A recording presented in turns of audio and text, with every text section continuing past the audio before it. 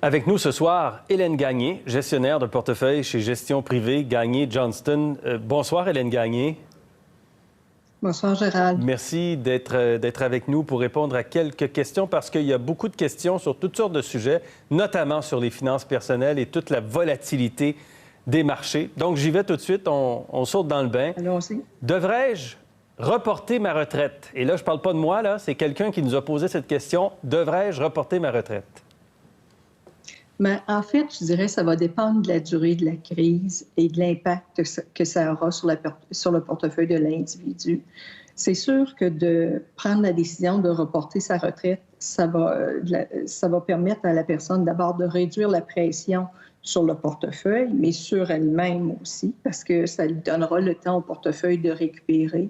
Et pendant ce temps-là, la personne ne fera pas de décaissement. Vous savez, quand on prend sa retraite, puis que ça survient à un moment où on traverse une séquence négative de rendement, ça affecte la durée de vie du portefeuille. Alors, une fois que la situation va avancer un petit peu plus, il serait approprié de s'asseoir avec le planificateur financier puis d'actualiser son plan. Oui.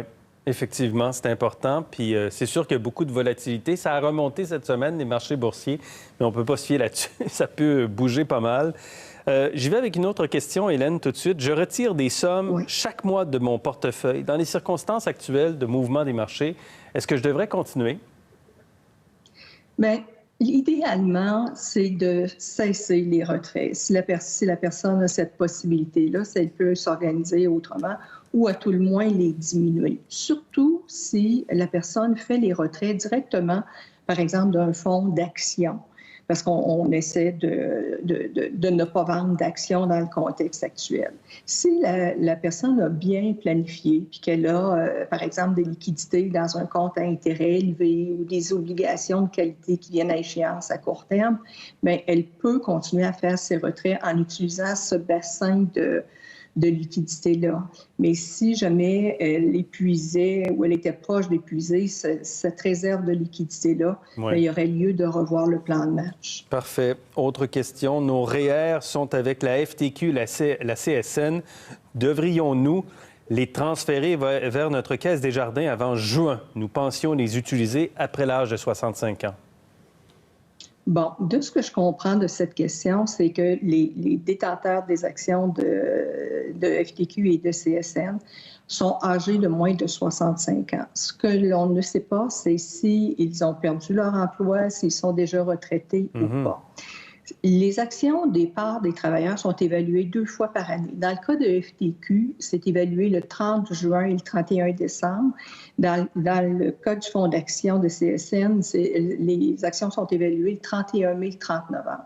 Pour la personne qui a 65 ans et plus, il n'y a pas de souci pour transférer les parts au moment où elle veut. Puis, dans ce cas-là, si la personne décidait de les transférer avant la prochaine évaluation, elle n'aurait pas d'inquiétude.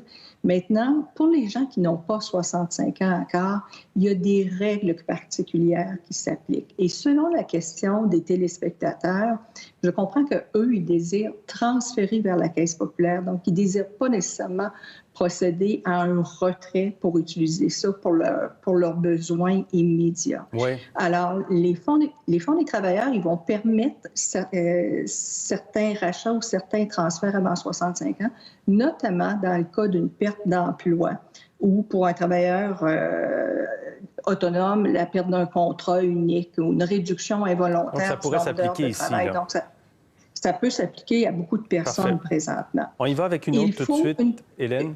Une nuance rapidement, Gérald, si vous permettez. Dans un contexte exceptionnel, le conseil d'administration de ces fonds de travailleurs peut décider de modifier l'évaluation des parts. Si ça se produit, c'est un processus qui est très encadré. Si cela se produisait, ils doivent en informer les détenteurs d'actions par le biais d'un communiqué de presse. Et les gens ont 30 jours après l'émission du communiqué pour acheter à la valeur antérieure. Le gouvernement fédéral a annoncé une réduction de 25 % pour le retrait minimum exigé des FER. À quel moment ce sera en vigueur? Bon, alors, on ne connaît pas encore les modalités. Ça a été annoncé et les institutions financières, évidemment, ne sont pas prêtes à réduire les retraits immédiatement ou à redéposer des sommes excédentaires qui auraient été retirées.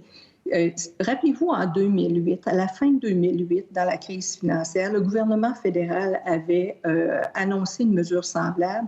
Et à ce moment-là, la façon dont ça a fonctionné, c'est que les gens ont pu remettre le 25 en question dans leur fer, donc déposer dans leur fer, ce qui est inhabituel, dans les 60 premiers jours de l'année qui a suivi.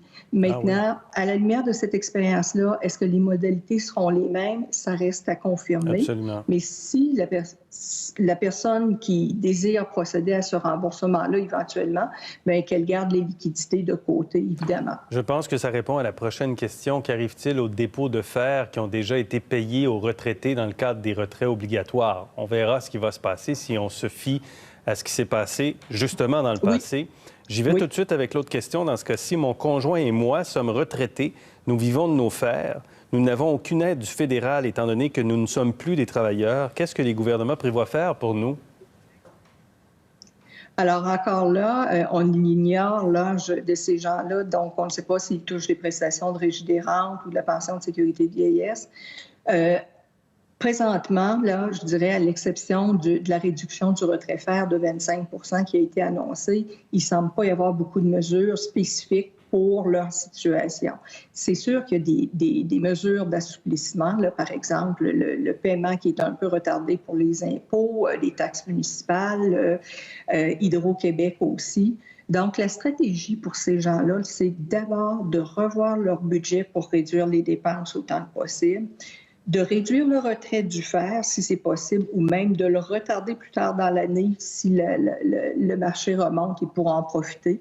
Une autre chose qu'ils peuvent considérer aussi, de vérifier quel est le taux d'impôt retenu à la source sur leur retrait.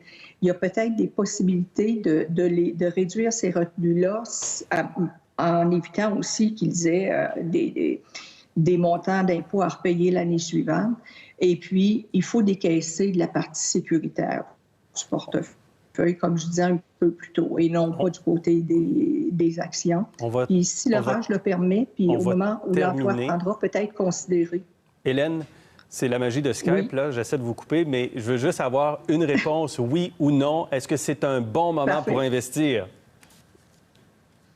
C'est trop tôt. Ou si vous voulez le faire, allez-y par étapes, à tous les mois.